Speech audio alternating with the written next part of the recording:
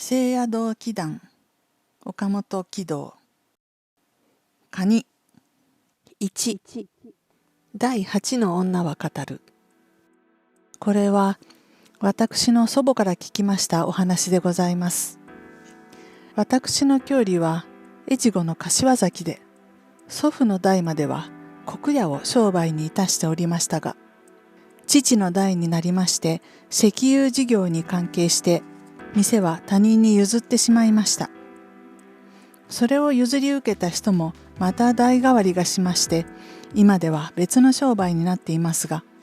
それでも店だけは幾分か昔の姿を残していまして、毎年の夏休みに帰省します時にはいつもなんだか懐かしいような心持ちでその店を覗いて通るのでございます。祖母は震災の前年に76歳で没しましたが、嘉永元年申年の生まれで、それが18の時のことだと申しますから、多分慶応初年のことでございましょう。祖母はお初と申しまして、お初の父、すなわち私のひいじじいにあたる人は増右衛門、それがその頃の当主で、年は43歳であったとか申します。先祖は出羽の国から出てきたとかいうことで、屋号は山形屋と言っていました。土地では旧家の方でもあり、その頃は商売もかなり手広くやっていましたので、店のことは番頭どもに大抵任せておきまして、主人とは言いながら曽祖父の増右衛門は自分の好きな俳諧をやったり書画骨董などをいじくったりして、半分は遊びながら世を送っていたらしいのです。そういうわけでしたから、書家とか画家とか俳諧師という人たちが北国の方へ旅回りしてくると、きっと私の家へわらじを脱ぐのが習いで、中には2ヶ月も3ヶ月も逗留していくのもあったといいます。このお話の時分にもやはり2人の客が逗留していました。一人は名古屋の俳諧師で安井といい、一人は江戸の画家で文和という人で、文和の方が20日ほども先に来て1月以上も逗留している。安井の方は遅れてきて半月ばかりも逗留している。そこで何でも9月の初めの晩のことだと言います。主人の増右衛門が自分の知人でやはり俳諧や骨董の趣味のある者4人を呼びまして、それに安井と文和を加えて主人と客が7人、奥の広い座敷で酒宴を催すことになりました。呼ばれた4人は近所の人たちで、暮れ6つ頃に皆集まってきました。お膳を据える前にまずお茶やお菓子を出して、7人がいろいろの世間話などをしているところへ、ぶらりと訪ねてきたのは坂部与四郎という浪人でした。浪人といっても羊羹色の黒羽織などを着ているのではなく、なかなか立派な風をしていたそうです。ご承知でもございましょうが、江戸時代にはそこらは桑名藩の飛び地であったそうで、町には藩の陣屋がありました。その陣屋に勤めている坂部与五郎という役人は、年こそ若いが大層評判の良い人であったそうで、与四郎という浪人はその兄さんにあたるのですが、子供の時からどうも体が丈夫でないので、今日で言えば敗弱というようなわけになって、次男の与五郎が家督を相続して本国の桑名からここの陣屋詰めを申しつかってきている。兄さんの与四郎は早くから家を出て京都へ登ってある人相見のお弟子になっていたのですが、それがだんだんに上達して今では一本立ちの先生になって諸国を巡り歩いている。人相を見るばかりでなく、占いも大層上手だということで、この時は年頃32、3、やはり普通の侍のように刀を刺していて、身なりも立派、人柄も立派、何にも知らない人には立派なお武家様と見えるような人物でしたから、なおさら諸人が尊敬したわけです。その人が諸国を巡って信州から越後寺へ入って、自分の弟が柏崎の陣屋にいるのを訪ねてきて、しばらくそこに足を止めている。曽祖父の増右衛門も普段から与五郎という人とは懇意にしていましたので、その縁故から兄の与茂四郎とも自然懇意になりまして、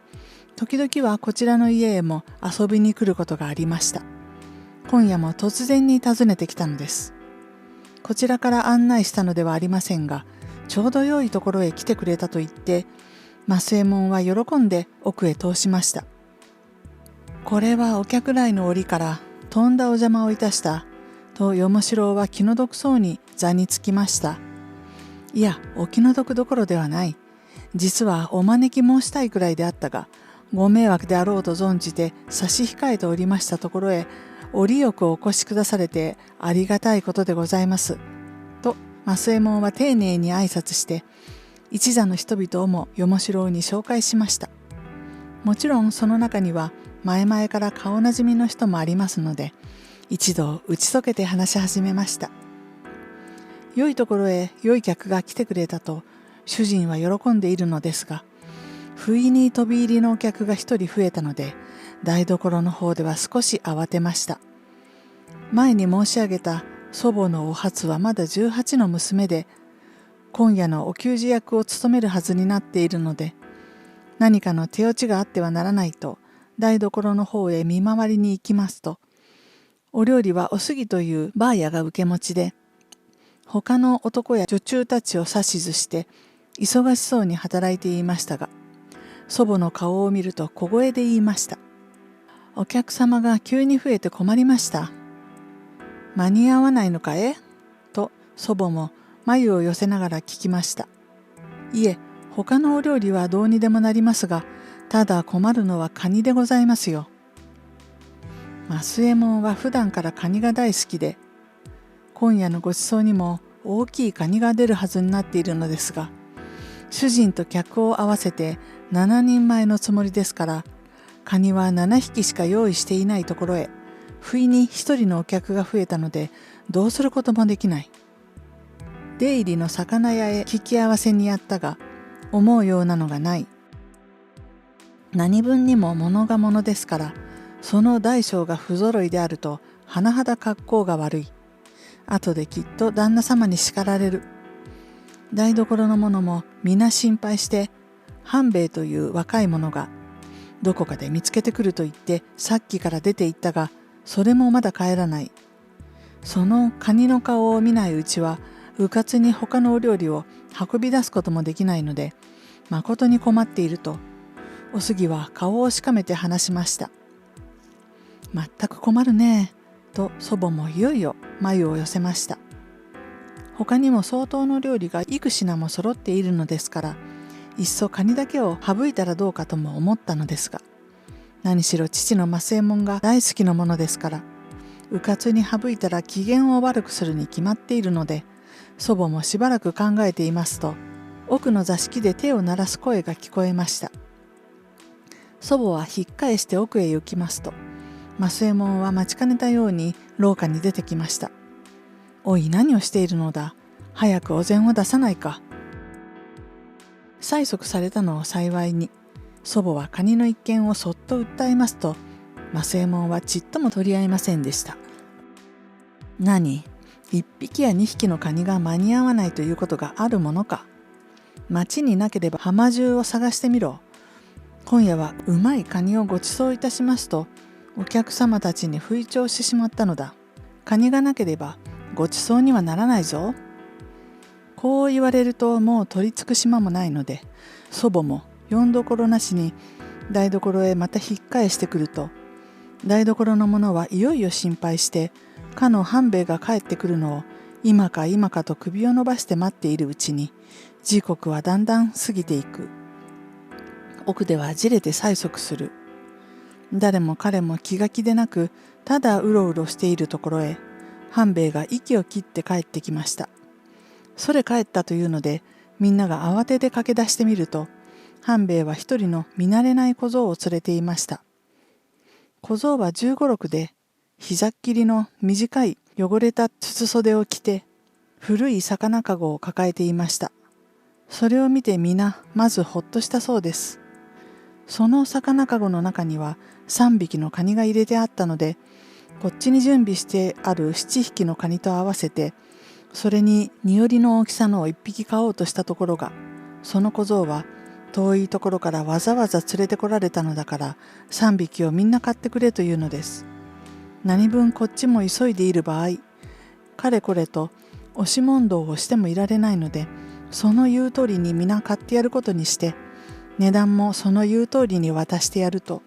小僧は空のかごを抱えてどこかへ立ち去ってしまいました。まずこれでいい。皆も急に元気が出て、すぐにそのカニを茹で始めました。2、お酒が出る、お料理がだんだんに出る。主人も客もうちくつろいで、いい心持ちそうに飲んでいるうちに、かのカニが大きい皿の上に盛られて、めいめいの前に運び出されました。さっきも申し上げた通り、今夜のごちそうはこれだけです。どうぞ召し上がってください。こう言って、増右衛門は一座の人たちに勧めました。私の郷里の方で普通に取れますカニは、俗に茨ガニと言いまして、甲の形がやや三角形になっていて、その甲や足に茨のようなトゲがたくさん生えているのでございますが、今晩のは俗に風見と言いまして、甲の形がややひし形になっていて、その色は赤黒い上に白い符のようなものがあります。海のカニではこれが一等うまいのだと申しますが、私は一向存じません。何しろ今夜はこのカニをご馳走するのが主人側の自慢なのですから、増右衛門は人にも勧め、自分も箸をつけようとしますと、上座に控えていましたかの坂部与四郎という人が急に声をかけました。ご主人、しばらく。その声がいかにも司祭ありげに聞こえましたので、増右衛門も思わず箸をやめて声をかけた人の方を見返ると、与四郎は額にしわを寄せて、まず主人の顔をじっと見つめました。それから片手に食台を取って、一座の人たちの顔を順々に照らしてみた後に、懐から小さい鏡を取り出して、自分の顔も照らしてみました。そうしてしばらくため息をついて考えていましたが、やがてこんなことを言い出しました。はて不思議なことがござる。この座にある人々のうちで、その顔に思想の現れている人がある。一座の人たちは青くなりました。人相見や占いが上手であるというこの人の口から真面目にこう言い出されたのですから、驚かずにはいられません。どの人もただ黙って与四郎の暗い顔を眺めているばかりでした。お給仕に出ていた祖母も体中が氷のようになったそうです。すると与四郎は急に気がついたように祖母の方へ向き直りました。この人は今まで主人と客との顔だけを見回して、この席でたった一人の若い女の顔を見落としていたのです。それに気がついて、さらに食台を祖母の顔の方へ差し向けられた時には、祖母は全く死んだような心持ちであったそうです。それでも祖母には別に変わったこともないらしく、与四郎も黙ってうなずきました。そうしてまた静かに言い出しました。せっかくのごちそうではあるが、このカニにはどなたも箸をおつけにならぬ方がよろしかろう。そのままでお下げください。してみると、このカニに司祭があるに相違ありません。思想の現れている人は誰であるか、あらわにその名は指しませんけれども、主人の増右衛門らしく思われます。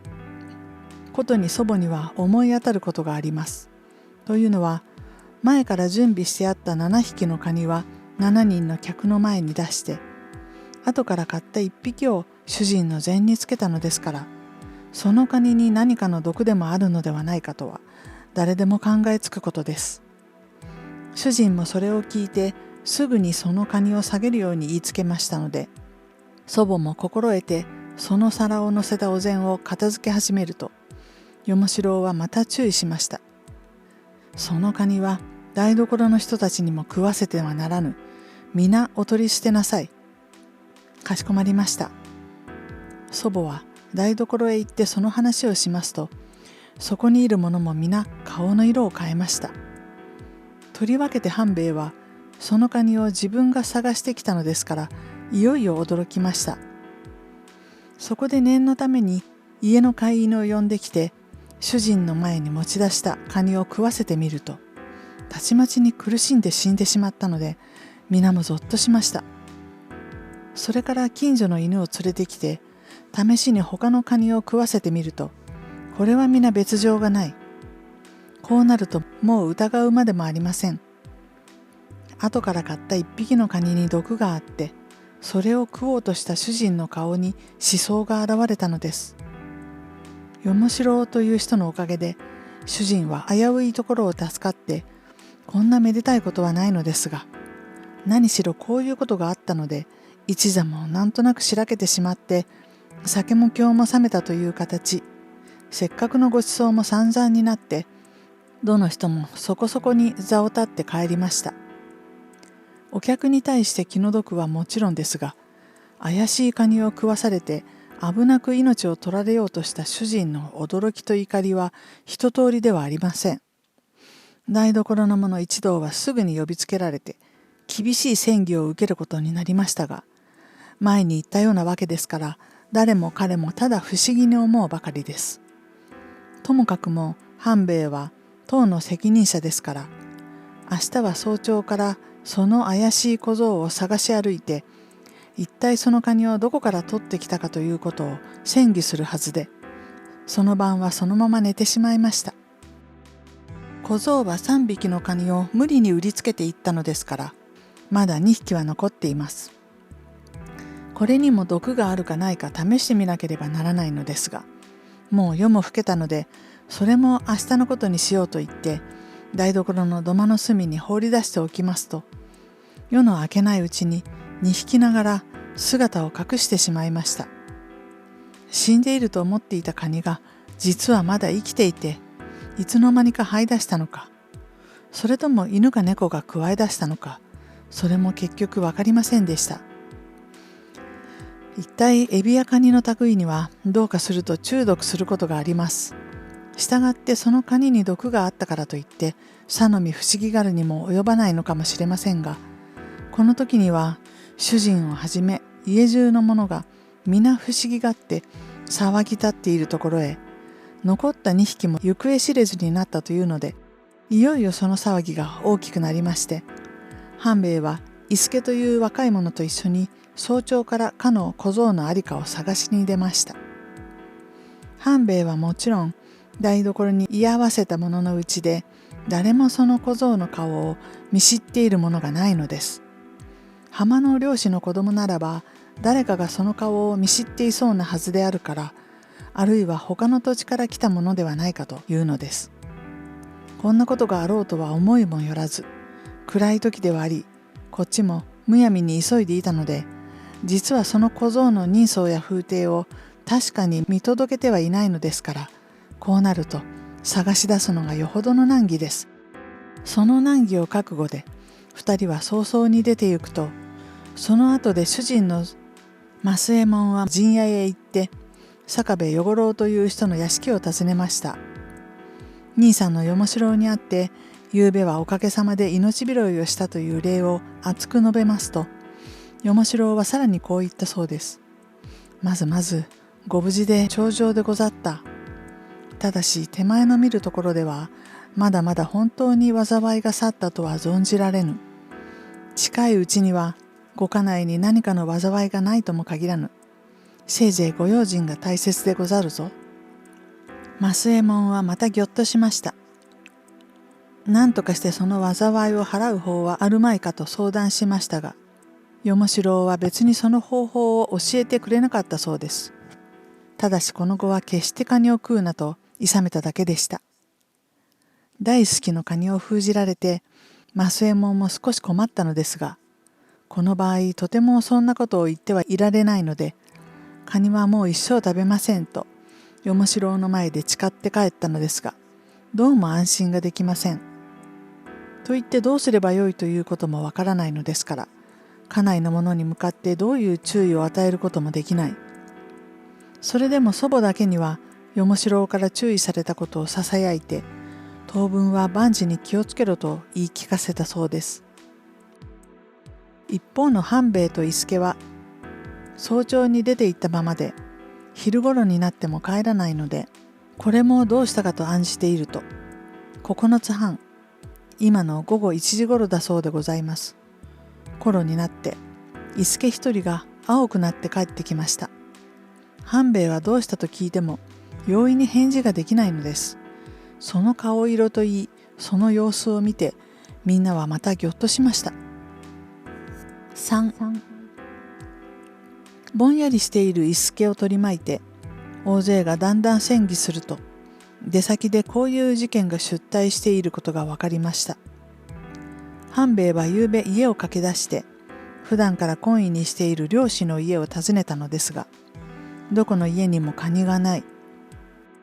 イバラガニやタカアシガニがあっても風見がない。それからそれへと聞き歩いて、だんだん北の方に行って、炉端に立っている小僧を見つけたのでした。それですから、今日も伊助と二人連れで、ともかくも北の方角、出雲崎の方角でございます、を指して訪ねて行きました。が、ゆうべの小僧らしいものの姿を見ない。知らず知らずに進んで、鯖石川の岸のあたりまで来ますと、ご承知かもしれませんが、この川は海へ注いでおります。その海寄りの岸のところに突っ立って水を眺めている小僧。その後ろ姿がどうもそれらしく思われるので、半兵衛が慌てて追っかけました。一方は海、一方は川ですから、他に逃げ道もないと高をくくって、伊助は後からぶらぶら行きますと、真っ先にかけていった半兵衛は、その後ろから捕まえて、何か一言二言言っていたかと思ううちに、どうしたのかよくわかりませんが、半兵衛はその小僧に引きずられたように水の中へ入っていってしまったのです。それを見て伊助もびっくりして、これも慌ててその場へ駆けつけましたが、半兵衛も小僧も水に飲まれたらしく、もうその姿が見えないのです。いよいよ驚いてうろたえて、近所の漁師の家へ駆け込んで、こういうわけで山形屋の店のものが沈んだから早く引き上げてくれと頼みますと、私の店の名はここらでも皆知っていますので、すぐに7、8名の者を呼び集めて水の中を探してくれたのですが、2人ともに見つからない。何しろ川の落ち口で流れの速いところですから、あるいは海の方へ押しやられてしまったのかもしれないというので、伊助も途方に暮れてしまいましたが、今さらどうすることもできません。ともかくもできるだけは探してくれと頼んでおいて、そのことを中心するために引っ返してきたというわけです。家の者もそれを聞いて驚きました。とりわけて主人の増右衛門は、かのよもしろうから注意されたこともありますので、いよいよ胸を痛めて、早速一人の番頭に店の者5、6人をつけて、伊助と一緒に出してやりました。画家の文案も出ていきました。前にも申し上げた通り、私の家には俳諧師の安井と画家の文案が登竜していまして、安井はその時近所へ出ていて留守でした。文案は自分の座敷に当てられた八畳の間で絵を描いていました。文案は文鳥の又弟子とかにあたる人で、年は若いが江戸でも相当に名を知られている画家だそうです。主人はカニが好きなので、登竜中に100回の図を描いてくれと頼んだところが、文案は自分の未熟の腕前ではどうも100回はおぼつかない。せめて10回の図を描いてみましょうというので、この間からその座敷に閉じこもっていろいろのカニを標本にして一心描いているのでした。その9匹はもう出来上がって、残りの1匹を描いている最中にこの事件が出退したので、文案は絵筆を置いて立ちました。先生もおいでになるのですかと増右衛門は止めるように言いました。はあ、どうも気になりますから。そう言い捨てて文案は大勢と一緒に出て行ってしまいました。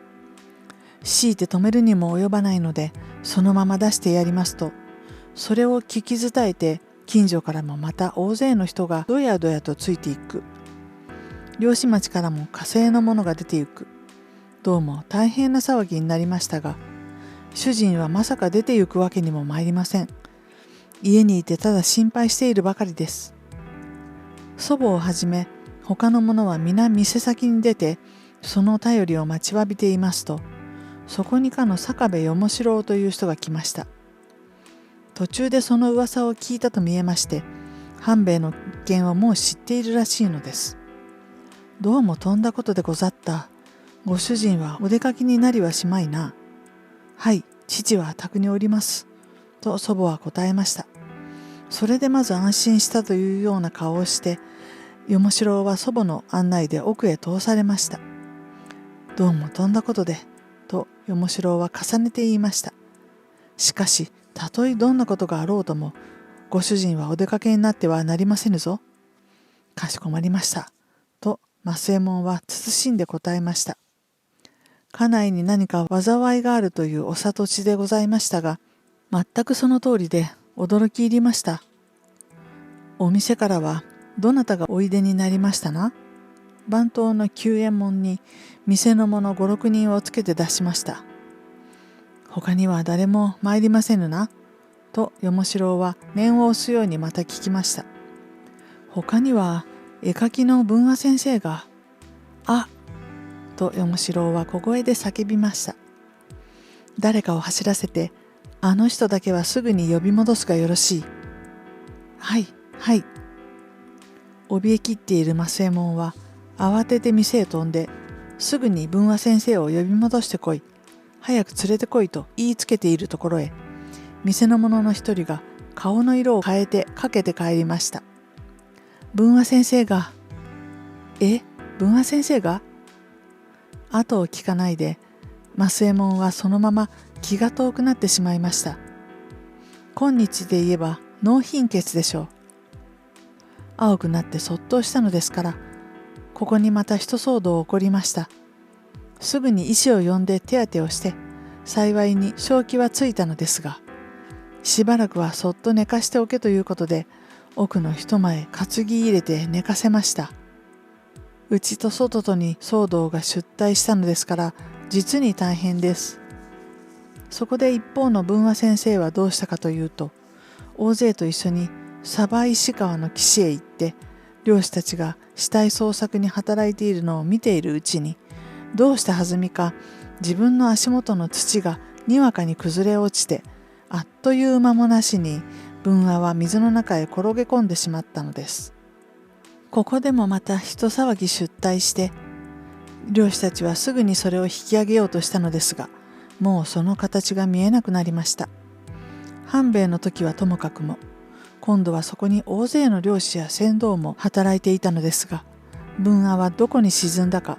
どこへ流されたか、どうしてもその形を見つけることができないので、大勢も不思議がっているばかりでした。その報告を聞いて、与四郎は深いため息をつきました。ああ、手前がもう少し早く参ればよかった。それでもご主人の出向かれなかったのが、せめてもの幸せであった。そういった義理で、与四郎は帰ってしまいました。主人の方は、それから一時ほどして起きられるようになりましたが、文和と半兵衛の姿はどうしても見つかりません。そのうちに秋の日も暮れてきたので、もう仕方がないと諦めて、店の者も漁師たちも残念ながらひとまず引き上げることになりました。それらが帰ってきたので、店先はごたごたしている。祖母も店へ出て大勢の話を聞いていますと、奥から徘徊師の安井が駆け出してきまして、誰か早く来てくれというのです。安井という人はもう少し前に帰ってきて、自分の留守の間にいろいろな事件が出退しているのに驚かされて、その見舞いながら奥へ行って主人の増右衛門と何か話していたのです。それが慌ただしく駆け出してきたので、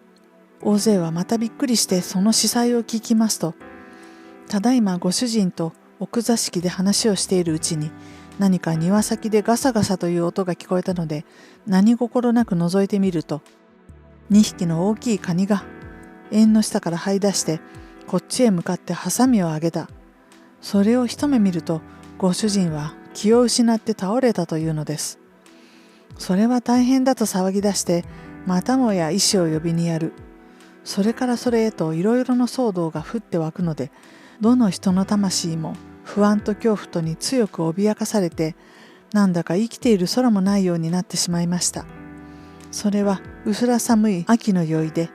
その時のことを考えると今でもぞっとすると祖母は常々言っていました。全くそうだろうと思いやられます。